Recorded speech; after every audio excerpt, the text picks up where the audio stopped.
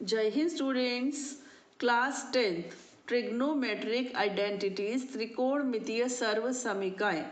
बच्चों अब ट्रिग्नोमेट्री का असली खेला शुरू हुआ है। त्रिकोणमिति अब शुरू हुई है, मतलब जो हमें मतलब अभी जो हम पढ़ चुके हैं ना, वो तो बस 9th और 10th लेवल की थी। अब जो अगर आप मैथ्स लेते हो तो जो आपके साथ चलेगा वो यहाँ से शुरू होगा। ठीक है, देखते चलो। 3 सर्व समीकरण होती हैं। सर्व समीकरण यानी आइडेंटिटीज। आइडेंटिटी क्या होती है? आइडेंटिटी वो होती है जो हमेशा सच होती है, मतलब हर चीज़ के लिए। देखिए ए लिखा है, ए की जगह बी हो, बी की जगह सी हो, 30 डिग्री हो, 130 डिग्री हो, 230 डिग्री, -30, -40, किसी के लिए भी ये हमेशा 1 ही रहेगी।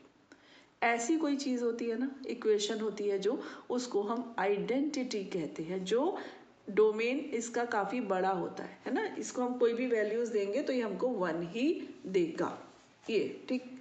अब ये जो 3 सर्व समीकरण हैं, 3 आइडेंटिटीज हैं। Cos square A plus sine square A is equal to 1, 1 plus tan square A is equal to sec square a, 1 plus cot square A is equal to cosec square a. ये first second third के हिसाब से याद रखो, है ना। ये first है, ये सेकंड है, ये थर्ड है। मैं चाहूँ तो अभी एक्सरसाइज 8.4 यहाँ से स्टार्ट करवा दूँ, आपको यूनिटीज मैंने बता दी, बट मैं चाहती हूँ ये आई कहाँ से, ये भी मैं आपको बता दूँ। अगर आपका मन हो तो देखो, नहीं तो आगे बढ़ जाओ। ठीक, तो कहाँ से आई वो शुरू करते हैं बच्चों। देखो, ये एक राइट एंगल्ड ट्राइंगल है। क्लियर? राइट एंगल्ड ट्राइंगल है, इसमें हम पाइथागोरस थ्योरम लगा रहे हैं। तो ऐसे लगाते हैं, देखो सबसे पहले लिखते हैं बी सी स्क्वायर परपेंडिकुलर स्क्वायर। ठीक है, फिर हम लिखते हैं बेस बी ए स्क्वायर, और फिर हम लिखते हैं हाइपोटेन्यूज यानी कर्ण ए सी स्क्वायर। ठीक, अब मैं आपको सिखा रही हूँ पहली आइडेंटिटी कैसे आई, फिर दूसरी कैसे आई, फिर तीसरी कैसे आई। ठीक है, तो देखो ये हुआ। अब आप पूरी इक्वेशन को ए सी स्क्वायर से डिवाइड कर दो। देखो बुक में सब मिलेगा, तो मैं लिख नहीं रही हूँ, सिर्फ बता रही हूँ कि भाग देने पर ऐसे नहीं लिख रही हूँ। ए सी स्क्वायर से हम डिवाइड कर रहे हैं। देखो क्या होने वाला है, ये हो जाएगा बी सी स्क्वायर अपॉन ए सी स्क्वायर, फिर ये होगा बी ए स्क्वायर अपॉन ए सी स्क्वायर, और फिर यहाँ होगा ए सी स्क्वायर अपॉन ए सी स्क्वायर। क्लियर? अब ये हो गया बी सी अपॉन ए सी होल स्क्वायर। ठीक है, फिर B a upon A C whole square, फिर 1 इज इक्वल टू 1। देखो ये कैंसिल हो गया तो 1 आएगा, है ना। अब मुझे बताइए बी सी अपॉन ए सी, बी सी यानी क्या? परपेंडिकुलर, और ए सी यानी क्या? हाइपोटेन्यूज। तो पी अपॉन एच से बच्चों क्या बनता है? क्या बनता है? साइन ए। तो ये बन जाएगा साइन ए होल स्क्वायर। क्लियर? अब बी ए अपॉन ए सी यानी आधार बटे कर्ण, बेस अपॉन हाइपोटेन्यूज से क्या बनता है? ये बनता है cos A square is equal to 1। इसको आप ढंग से लिख दोगे तो ये क्या हो जाएगा? Sine square A plus cos square A is equal to 1। Any doubt? First identity is here. ठीक है, आ गई समझ में? इसी प्रकार अब इसी आइडेंटिटी को मैं दोबारा लिखती हूँ। ये हो जाएगा B C square plus B A square is equal to A C square. अब मुझे चाहिए 10, सेकेंड वाली चाहिए। ठीक है, 10 क्या होता है? लंब बटे आधार होता है, सबको पता है, परपेंडिकुलर अपॉन बेस। तो इस बार मैं पूरी इक्वेशन को बी ए से डिवाइड करने वाली हूँ। ठीक, तो ये हो जाएगा B C square upon B A square plus B A square upon B A square is equal to A C square upon B A square. तो इसको हम लिख देंगे B C upon B A whole square plus ये तो 1 ही आ जाएगा, चलो ऐसे लिख दिया, कोई नहीं। हाँ, ए सी अपॉन बी ए, ये भी होल स्क्वायर। ठीक, अब B C upon B A, देखो लंब बटे आधार, तो 10 बन गया, है ना। तो ये बन गया आपका 10 स्क्वायर ए प्लस 1, है ना। अब देखो ए सी अपॉन बी ए, कर्ण बटे आधार, ये कॉस का उल्टा है, और कॉस का उल्टा होता है सेक, तो ये बन जाएगा सेक स्क्वायर ए। बन गया आइडेंटिटी नंबर 2, देख लीजिए 1 plus tan square is equal to sec square, तो 10 स्क्वायर प्लस 1 एक ही बात है। हाँ, अब तीसरी वाली प्रूव करते हैं। अब देखो b C square plus B A square is equal to A c. A c से हम डिवाइड कर चुके हैं, बी ए से हम कर चुके हैं, अब बी सी से करना है और तो कुछ है नहीं, तो यहाँ डायरेक्ट लिख दूँ, ये 1 रह गया, ये हो गया b a upon b c whole square और फिर ये हो गया a c upon b c whole square. ठीक है बेटा, तो फिर अब क्या हुआ, b a upon b c आधार बटे लंब से कॉट हो गया, है ना, तो ये हो गया 1 plus cot square A c upon b C, a c upon b सी कर्ण बटे लंब, तो साइन का उल्टा, और साइन का उल्टा होता है कॉसेक। क्लियर, समझ में आया? ये 3 आइडेंटिटीज एनालिटिकली या ज्योमेट्रिकली कैसे आएंगी मैंने आपको बता दिया। अब एक चीज़ और देख लो, अगर कहीं पर पहली वाली आइडेंटिटी लिखी है साइन स्क्वायर ए, मैंने पहले साइन लिख दिया, कोई फर्क नहीं पड़ता, ये पहली आइडेंटिटी लिखी है ना, आप पहली से दूसरी पर भी आ सकते हो, पहली से तीसरी पर भी आ सकते हो। देखो कैसे, ये साइन स्क्वायर है, पूरी इक्वेशन को कॉस स्क्वायर ए से भाग दे दो, इसको आप कॉस स्क्वायर ए से, इसको भी कॉस स्क्वायर ए से और इसको भी कॉस स्क्वायर ए से भाग दे दो, है ना। साइन अपॉन कॉस, ट्रिग्नोमेट्री का पहला formula, sine theta upon cos theta is equal to tan theta, तो ये टेन स्क्वायर है ना, ये कैंसिल हो गया तो 1, और सॉरी, और कॉस का उल्टा क्या होता है, सेक, बन गई। देखो एक सेकंड में फर्स्ट से सेकंड पर आ गए, है ना। अब फर्स्ट से थर्ड पर आना चाहते हो, मान लो sine square A plus cos square A is equal to 1, अभी आप साइन स्क्वायर ए से भाग दे दो, यानी कि ये क्या मिल गया आपको, एक खिलौना मिल गया, ये खेलने की चीज़ मिल गई, है कि नहीं है। तो ये कैंसिल किया तो 1, है ना, कॉस अपॉन साइन से क्या होगा कॉट, और 1 अपॉन साइन, साइन का उल्टा क्या होता है कॉसेक। क्लियर है ना। अब आप सोचोगे कि फर्स्ट से हम सेकंड पर आ गए, फर्स्ट से हम थर्ड पर आ गए, क्या हम इन दोनों से फर्स्ट पर आ सकते हैं, क्या हम इससे इस पर आ सकते हैं, तो ये आपके लिए होमवर्क है, आप करो, ट्राई करो, जितना ज़्यादा घुसोगे उतना ज़्यादा इंजॉय करोगे। अब देखो यहाँ पर आपको फर्स्ट आइडेंटिटी क्या दी है, cos square A plus sine square A is equal to 1। ठीक है, अब आप इसको और भी कैसे यूज़ कर सकते हो, जैसे कहीं पर कॉस स्क्वायर ए दिया है लेकिन हमको कॉस स्क्वायर ए नहीं चाहिए, हमको तो साइन स्क्वायर ए चाहिए, तो आप क्या करो, आप कॉस स्क्वायर ए की जगह पर 1 माइनस साइन स्क्वायर ए लिख दो। ठीक है, अगर कहीं पर साइन स्क्वायर ए चाहिए लेकिन आपको कॉस स्क्वायर चाहिए, तो कहीं पर साइन स्क्वायर है और आपको कॉस स्क्वायर चाहिए, तो आप साइन स्क्वायर को लिख दो 1 माइनस कॉस स्क्वायर ए, ऐसे भी लिख सकते हो। क्लियर बेटा, है ना।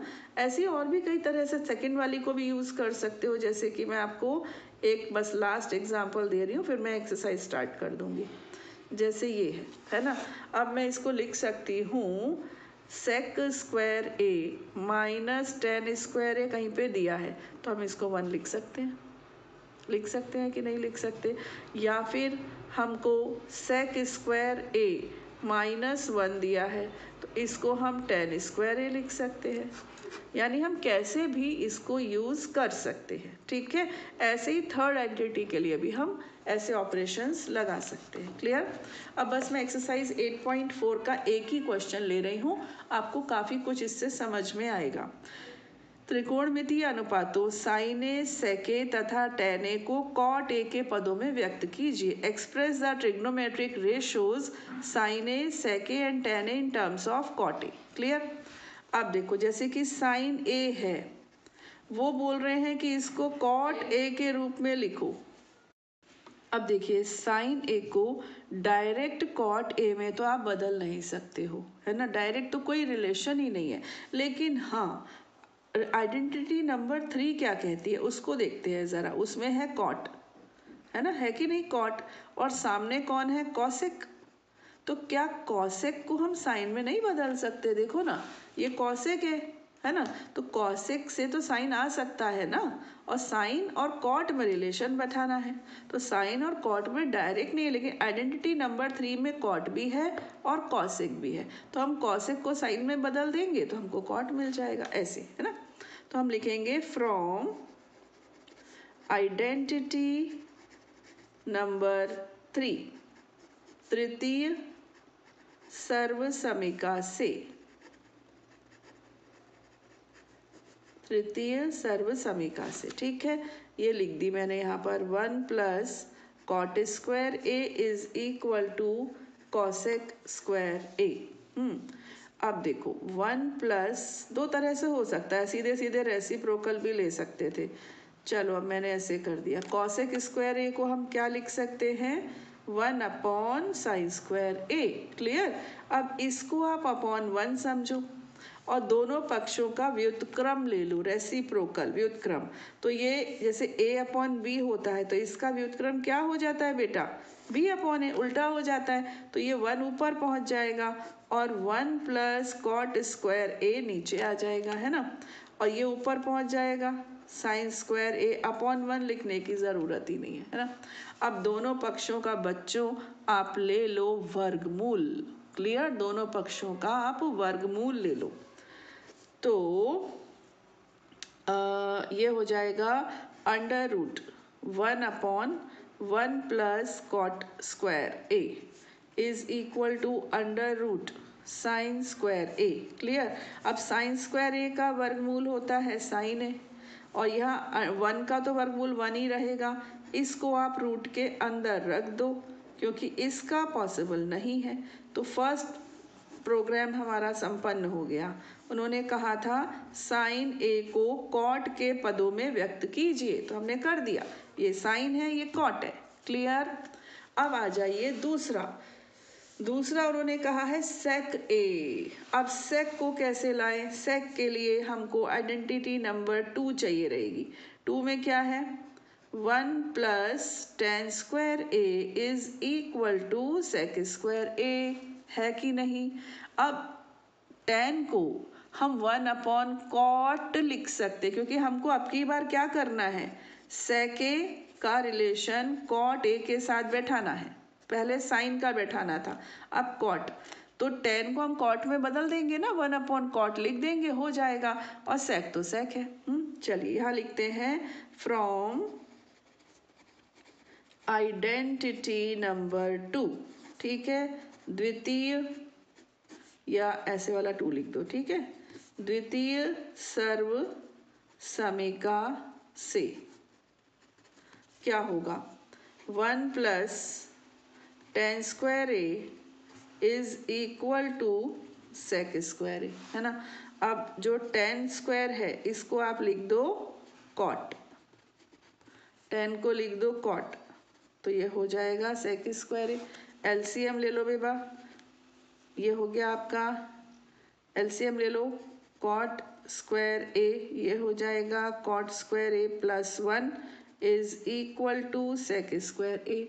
अब आप क्या करेंगे, दोनों पक्षों का वर्गमूल लेने पर taking square root of both the sides. Clear.